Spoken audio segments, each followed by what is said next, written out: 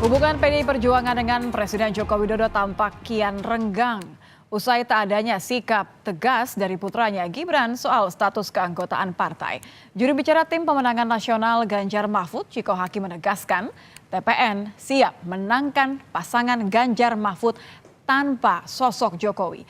Ciko tak risau dengan status Gibran sebagai bacawa pres Prabowo yang mengisyaratkan dukungan Jokowi. Pencalonan ini justru membuat tim ses menganggap Jokowi tak lagi bersama mereka. Tim pemenangan nasional Ganjar Mahfud menegaskan siap menangkan pasangan Ganjar Mahfud di Pilpres dengan atau tanpa dukungan Jokowi. Kami sebenarnya sudah selesai tentang sikap Pak Jokowi yang kami sudah anggap sudah tidak bersama kami lagi. Jadi kami sudah siap untuk memenangkan Pilpres ini dengan atau tanpa Pak Jokowi mendukung Pak Ganjar. Jadi ini bukan pertanyaan yang baru lagi buat kami, karena kami sudah mempersiapkan segalanya untuk memenangkan ini, dan memang dalam visi dan misi kami maupun strategi-strategi kami tidak pernah memasukkan unsur dukungan dari Presiden Jokowi sendiri. Ya, tim pemenangan nasional menegaskan siap menangkan Ganjar Mahfud tanpa dukungan Jokowi. Lalu seberapa besar peluang Ganjar Mahfud memenangkan Pilpres tanpa Jokowi sebagai kingmaker? Kita akan ulas bersama Direktur Eksekutif Carta Politika, Yunarto Wijaya. Selamat malam, Mas Toto. Malam, Nitya. Mas Toto, tanpa Jokowi ini optimistis yang rasional atau karena tidak ada lagi pilihan lain harus move on?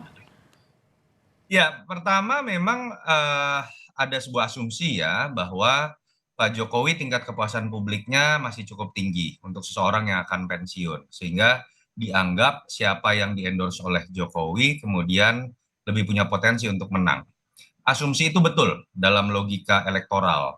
Akan tetapi sekarang ada kondisi yang anomali juga. Jadi ternyata formula yang saya sebutkan tadi, siapa yang di-endorse oleh Jokowi punya peluang untuk menang, tapi kemudian yang terjadi pada pasangan Prabowo melewati batas dari yang kita sebut sebagai formula endorsement tadi. Karena ternyata yang dilihat bukan sekedar Jokowi mendukung, tapi anaknya yang dimajukan menjadi seorang calon wakil presiden. Di situ ada dua persepsi yang bisa muncul. Satu, betul itu bisa menegaskan dukungan terhadap Jokowi kalau sudah anak yang tampil, ya sudah pastilah kalau seorang ayah atau ibu 17 Dukung anaknya ya. lomba anaknya aja itu bisa semangat sampai habis-habisan naik, apalagi Pilpres gitu kan. Yang kedua, tapi juga kita tahu di kalangan pemilih kritis, kelas menengah, dan mungkin masyarakat awam juga melihat ini berlebihan, keserakahan, kerakusan, apapun lah bahasa yang muncul.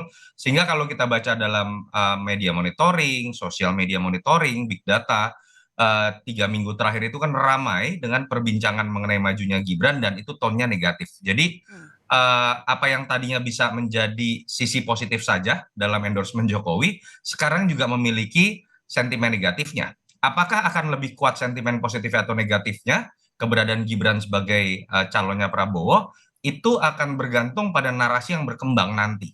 Apakah publik akan bisa menerima, atau publik kemudian melihat ini sebagai sesuatu yang memang malah membuat mereka tidak mau memilih Prabowo lagi gitu. Dan kalau kita lihat misal ya dari si Pak Prabowo, di satu sisi ada potensi mendapatkan suara Pak Jokowi.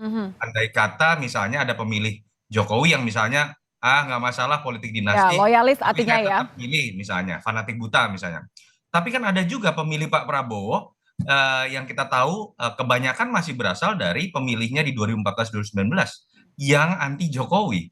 Bisa jadi itu malah kabur gitu loh. Oke. Nah, ini yang membuat Artinya gini, bisa jadi justru malah karena langkahnya Jokowi mendukung anaknya Gibran, bisa jadi justru malah mematahkan dukungan yang loyalis terhadap Prabowo, begitu maksudnya? Betul, dan kalau kita baca di survei, semua lembaga mengatakan simulasi Pak Prabowo itu paling tinggi bukan dengan Gibran, tapi dengan Erick Thohir.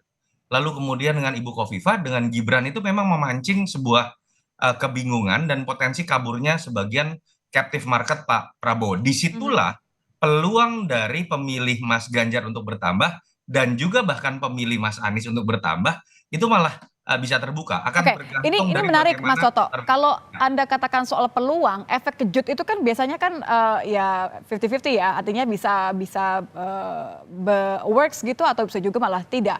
Kalau Anda lihat, ini dilihat sebagai celah yang bisa dimanfaatkan oleh TPN nggak, oleh pasangan Ganjar Mahfud nggak?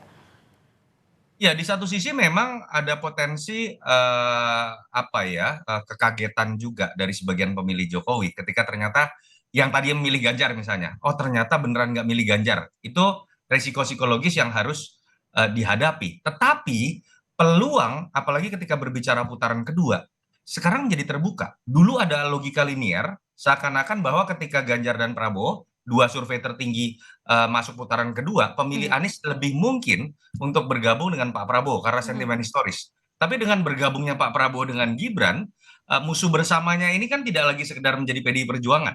Kalau kita bicara aspek ideologis ya, tapi juga dianggap rezim yang diwakili oleh Gibran di Pak Prabowo yang seakan-akan akan melakukan kecurangan terhadap mereka berdua. Pada titik Oke. itu, bukan tidak mungkin putaran kedua ini basis masa Mas Ganjar dengan Mas Anies yang tadinya sulit dengan adanya sekat sentimen historis itu malah menjadi terbuka sekarang ruangnya untuk mereka menjadi bergabung. Hmm, jadi kalau timingnya ini kan sangat dinanti ya, apalagi kan masih saling tunggu nih kesannya soal KTA-nya Gibran. Menurut Anda PDIP harus siapkan strategi seperti apa? Sudah siap tanpa dukungan Jokowi, tapi kan nggak bisa hanya mengandalkan narasi ini saja.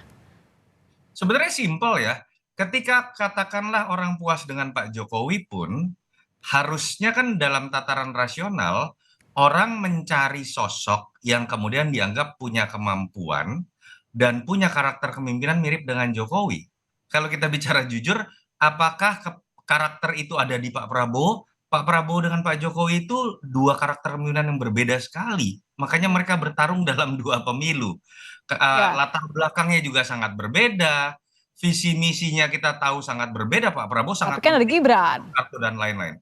Ketika bicara Gibran pun kan nggak mungkin kita kemudian melihat orang Indonesia seperti orang yang ada di Korea Utara atau orang yang ada di negara-negara otoriter yang memandang bahwa kemudian keberlanjutan itu harus diterjemahkan menjadi politik darah biru.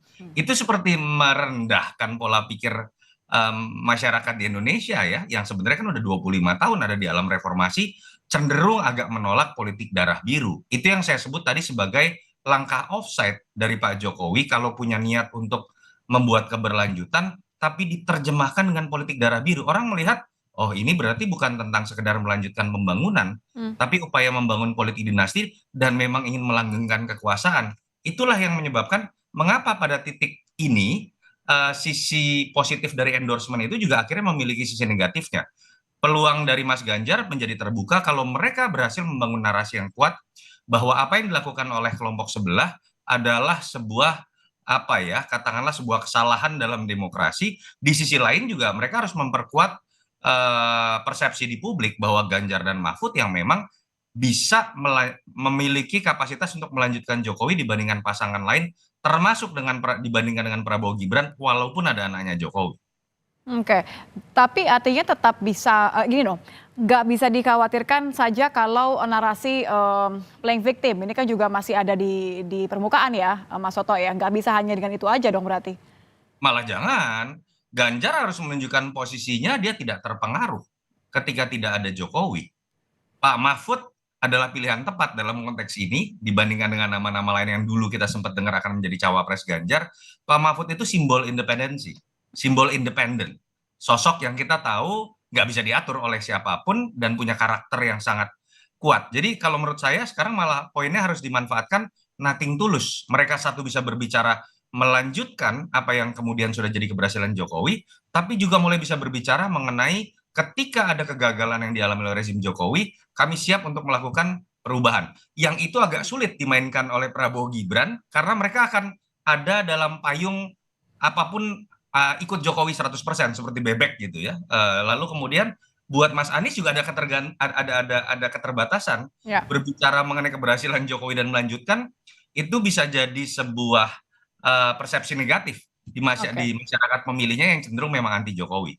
Kita lihat nanti bagaimana kalau di putaran kedua akankah kemudian berubah pemetaannya. Terima kasih Mas Toto sudah bergabung bersama kami di Ya, Kompas selamat Malam. malam. Selamat malam Mas.